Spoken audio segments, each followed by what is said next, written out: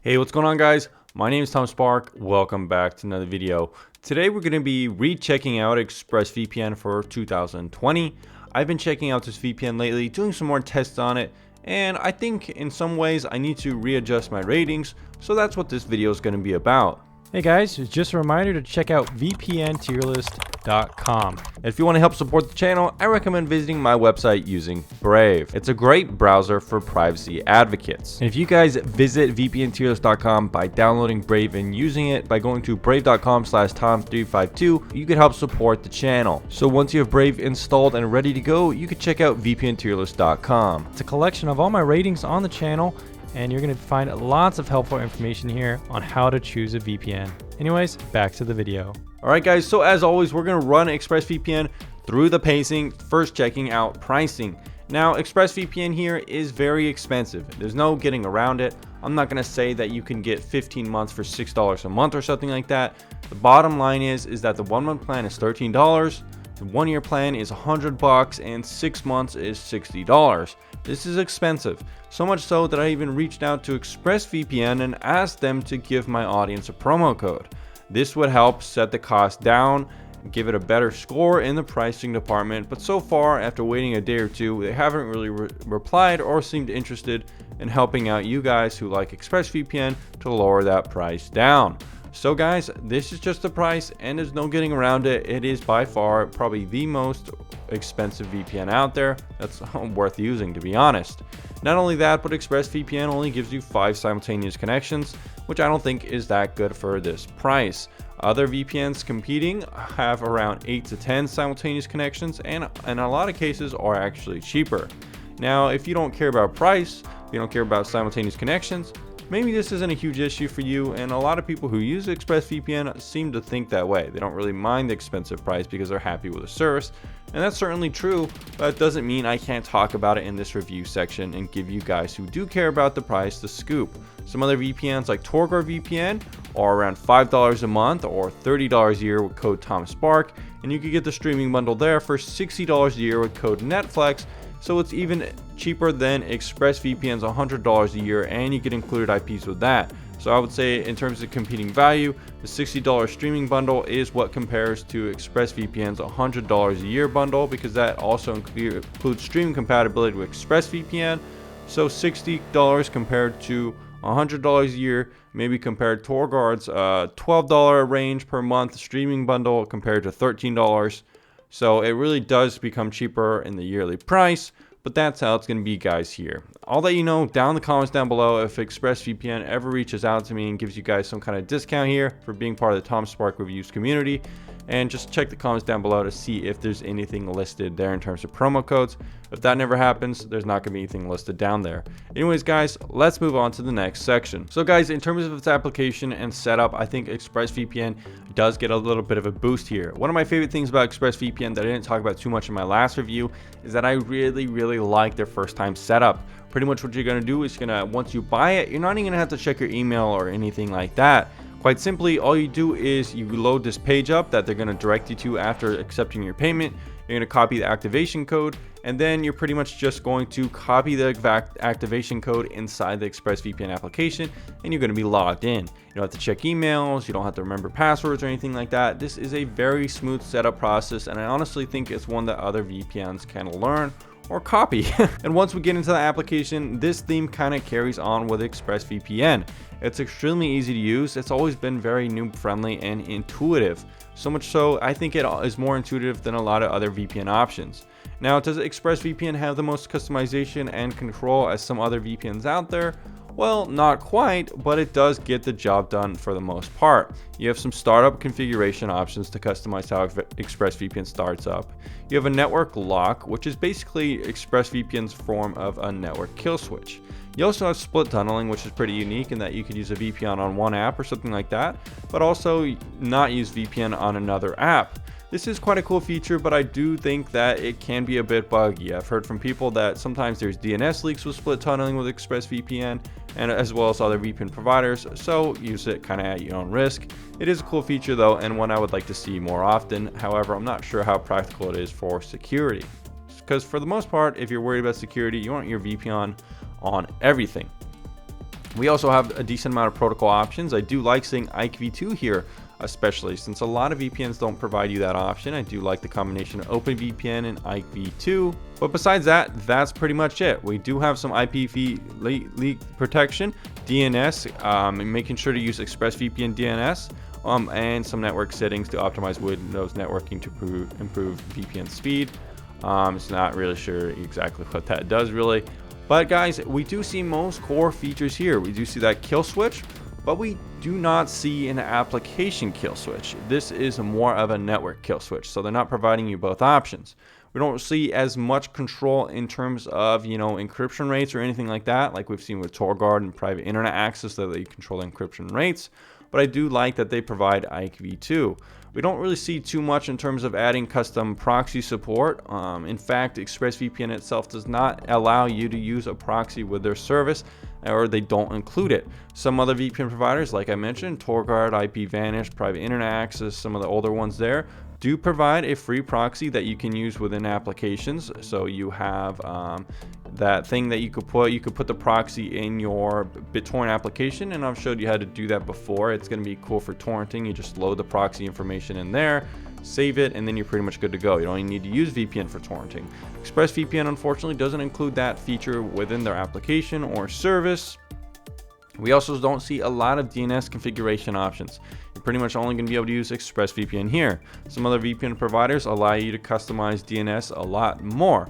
So guys, you kind of get the picture here. We do see a good amount of settings. We don't see the most customizable settings, but I do think that the really good first time setup gives it a big boost, as well as having all the mandatory settings, as well as IKEv2, as well as having split tunneling is kind of cool. So it's kind of a mixed bag there. We do see really good points in other areas, some areas a little weaker. But admittedly, I do really like the smart location feature with ExpressVPN. I've found that it works a little bit better than some other VPN providers. Most notably, something like Winstrive is always trying to get me to connect to a Canadian server. I don't know why. Whereas ExpressVPN seems to have more of an accurate and more of a better location to give me better speeds than a lot of other VPNs that have the smart location feature. So good job here, guys. And in terms of server selections, we do have that smart selection, recommended locations, all locations. I do kind of wish that ExpressVPN was more specific about which servers I can be using for streaming. We're going to have to test that later on in the stream compatibility section to see if we need to talk to support, or we could just natively pick a server and it'll work. That would be interesting to see, and it definitely will influence how I feel about the streaming compatibility. Anyways, guys, now that we've checked out the application in full, let's go ahead and start doing some speed tests. Alright guys, we are now connected to a server, so let's go ahead and do a speed test. This will be interesting to see because a lot of times ExpressVPN ranks among the fastest VPN providers, but sometimes I've noticed that it's a little bit inconsistent in download rates. So far, this speed test looks to be very promising. Without VPN, I usually get around 1 gig. However, as you know, with VPN providers, there's certainly a cap of the kind of speeds you can get. Usually for a fast VPN, I'm looking for around 300 to 400 megabits per second on a website like this. So this is a pretty good speed test. That's just the nature of VPN. Your speeds are always going to be significantly slower because you're pretty much encrypting your internet, sending it through a tunnel, so on, so on. So this looks to be pretty good speeds. Usually without VPN, my upload rate's around 40 megabits per second.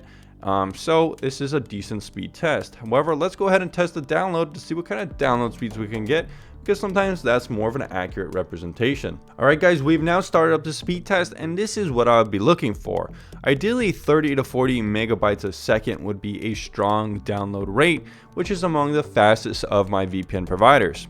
ExpressVPN is hovering just below that right now. It went up to 29. There we go, 31. Looking good. So this is looking around 25 to low 30s, which is a very strong download rate. My slowest VPN providers will stay usually around 10 megabytes a second. So ExpressVPN looks to be around double, or in some cases at its fastest peak around triple. So 30, I would say, is the high point here, which is very good, 31.3. Alongside this speed test, these are pretty good speeds. Now, I would expect speeds to be a little bit slower right now, even because we are during a pandemic, which a lot of people are using the internet. So overall, these look to be very fast speeds, a good speed test, good download test here. And like I said, ExpressVPN seems to be a little bit wishy-washy for me. It's not always consistent in how fast the speeds are, but usually it's more fast and more consistent than most other VPNs out there. Is it the fastest VPN I've ever tested in my life? Well, sometimes it can be. Sometimes it kind of battles TorGuard. Who's faster, TorGuard or ExpressVPN? TorGuard, I think, leads a little bit more consistently in that speed, but ExpressVPN is almost there. Sometimes a little bit faster, but not as consistent maybe, but it's kind of up to you. A lot of times these speed tests kind of depend on where you're going, where you are in the world. So you might want to test both TorGuard and ExpressVPN to see which one is faster for you. Nonetheless, I just downloaded 2.29 gigabytes in the time of this little recording here. So as you can see, ExpressVPN does provide good options pretty much around the world. You're gonna have to test it out and see how it works for you. So guys, what about ExpressVPN's reputation? Well, ExpressVPN doesn't log the important stuff. However, it does collect minor logs like the dates when connected, choice of VPN server location, and some bandwidth data logs. So it's not a no-log VPN per se, but most of the stuff they do log doesn't really matter that much. It's mostly, as they say, to troubleshoot technical issues, to provide technical support, and to identify network issues and stuff like that so they can fix them. ExpressVPN also kind of has a weird company history in some ways. They're a very anonymous company. They're not very transparent about, where their headquarters are, who works at the company. In fact, I've made a video discussing in more detail about how some people think that ExpressVPN really is based in Hong Kong. And in fact, in that video, some of the names I had to censor because ExpressVPN didn't want me publicly posting some of their employee information, which is perfectly fine. However, I think for a public company like this, one that gets so big, I think some transparency with who owns it, who's behind the company, some public face for employees is actually a good thing in my opinion. Now, they're also based in the British Virgin Islands, which is undoubtedly just a legal location for their company, just kind of a shell or kind of just offshore location. They can use this as a way to evade requests for law enforcement or stuff like that. Maybe there's some argument there, maybe for tax reasons or something like that. I don't really like companies who use offshore locations like this. However, through the 5 or 6 years I've been checking out ExpressVPN, there hasn't really been that much dirt I could really lay at their feet. They haven't really had any big hacks. They haven't really had any scandals. They've treated me fair enough. They've not come after me for negative review content, which is definitely appreciated, unlike other companies that have done that to me. So I think the management here, while they're a little bit secretive, while they're a little bit anonymous, I think they generally seem to be good people, and I can't fault them too much for their reputation. It's kind of up to you. Do you trust that? I think I trust ExpressVPN ultimately, and it's kind of been something I've been trying to figure out over the years. Do I trust this company? Ultimately, I think I can say I do for the most part. I still prefer, I think, more transparent companies where you know exactly where they're based, maybe not in an offshore location. Maybe if we had a couple more public-facing employees from ExpressVPN, that could be really cool as well. Maybe some CEOs or high-level management doing some interviews or some podcasts. That could make ExpressVPN much more transparent in my opinion.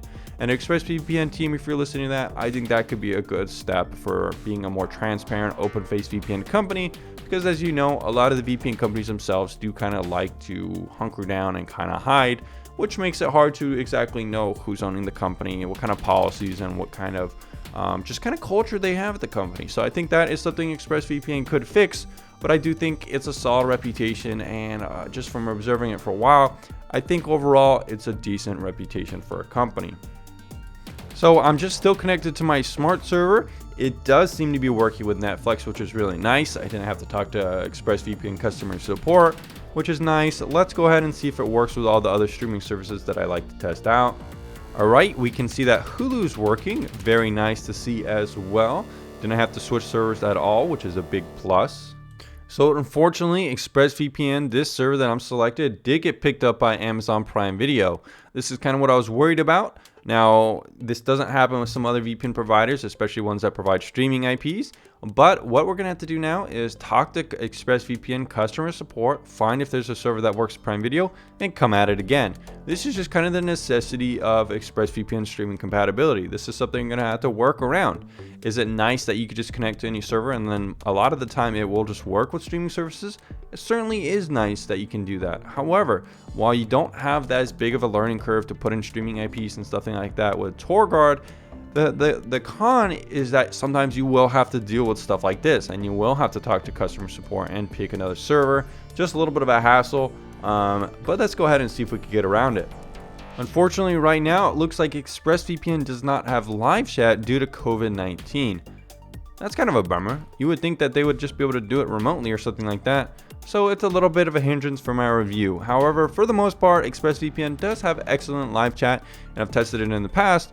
So this review might be a little bit delayed in that I'm waiting for them to tell me which servers to use for Prime Video. I might just have to bounce around and test a couple of other ones to see if I could fix it myself, but it's something to consider right now. Alright guys, so since I couldn't talk to live chat, I just went ahead and switched to a San Francisco server, and apparently that seems to be working with Prime Video.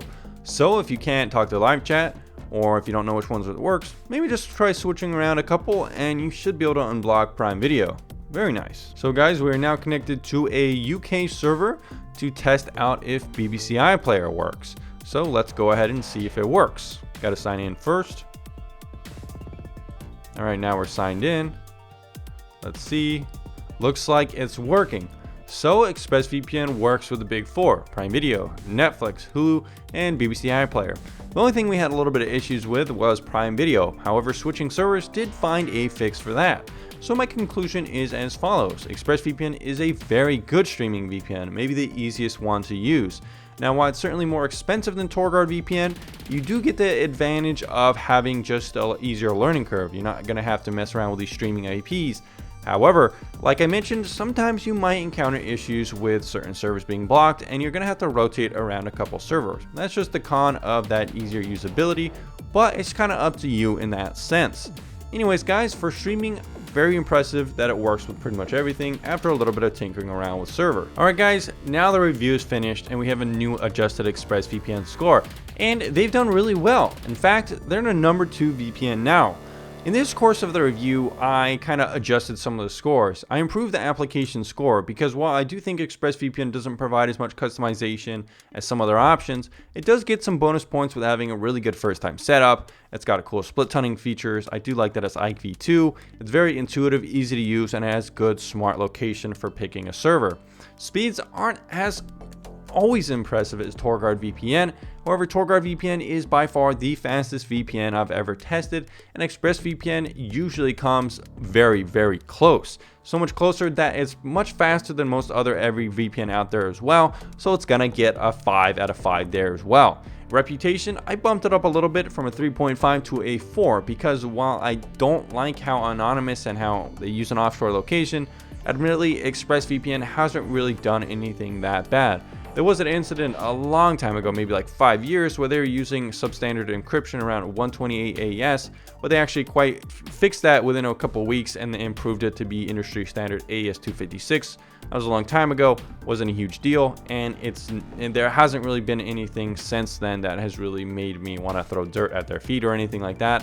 It's a pretty respectable company by all means. However, it could get another point by just being more transparent, having a better public face or more transparent face, in my opinion. Some people might not care about that. In terms of support, right now it's hard to judge it because of the COVID-19 pandemic and they're being offline. I bet a lot of live chat is kind of affected. A lot of customer support for a lot of companies can be affected. Some are doing a remote, but here we do see good customer support in the past, usually very good live chat. So I'm just going to keep that score as is. And in terms of streaming, we saw a perfect 5 out of 5. Just a little caveat is that sometimes you might have to switch servers depending on which streaming service could be providing you some issues. However, it's nice that you don't have to purchase additional add-ons and stuff like that. And in terms of price, nothing's really changed here. It's still $13 a month, $100 a year. Very, very expensive. However, it's a good product. Number 2 on the list. ExpressVPN leaves me a promo code. I'll make sure to put it down in the comments down below, and we might see the price score go up a bit. However, I don't know if that's going to happen because I don't know if they really provide promo codes to anyone, so that's something to consider. Overall, the final score is a 4.08 out of 5, making it a very good option on the tier list. Tier 1. I think it's a little bit more impressive than AirVPN, which is one reason why I kind of wanted to do this review, readjust the score a little bit. I think their streaming compatibility is much better than AirVPN. They have live chat, which is better than AirVPN. Overall, the customer support team, I think, is bigger than AirVPN. In terms of reputation, AirVPN still is a little bit more trustworthy, I think, in my opinion. However, ExpressVPN usually tests a bit quicker than AirVPN. The application is arguably pretty tied, and AirVPN has a lot better of a price.